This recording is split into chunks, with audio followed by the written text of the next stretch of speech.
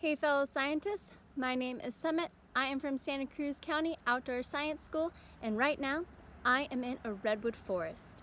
The redwood tree is California's state tree. If you would like to learn more, come join me on this adventure. So California's state tree is the beautiful, amazing redwood tree. But why is it California's state tree? You could pause this video to wonder why.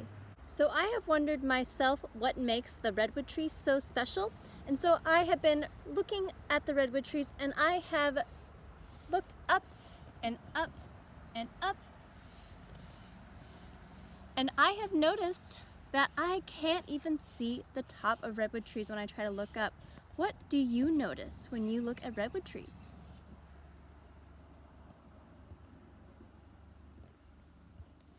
So I've learned a little bit about redwood trees over the years, and I do know that the redwood trees are the world's tallest tree.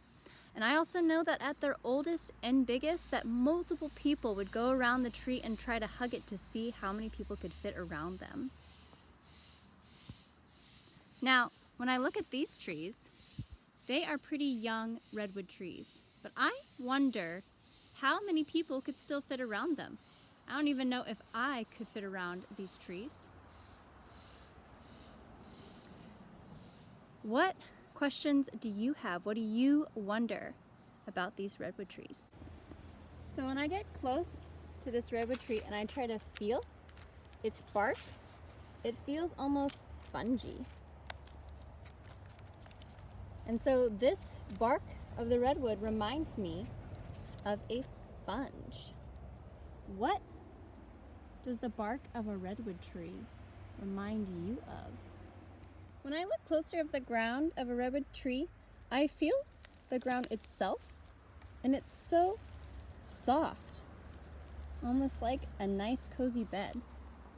What do you notice about the ground of a redwood tree? Now, when I look closely at the leaves of a redwood tree, and I take a long time to look and ponder, I notice that the redwood leaves remind me of a feather. It helps me remember them for later. What do redwood leaves remind you of?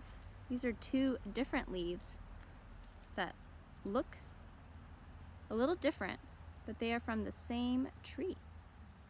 So now that we've explored redwood trees a little bit, I have an exploration for all of you.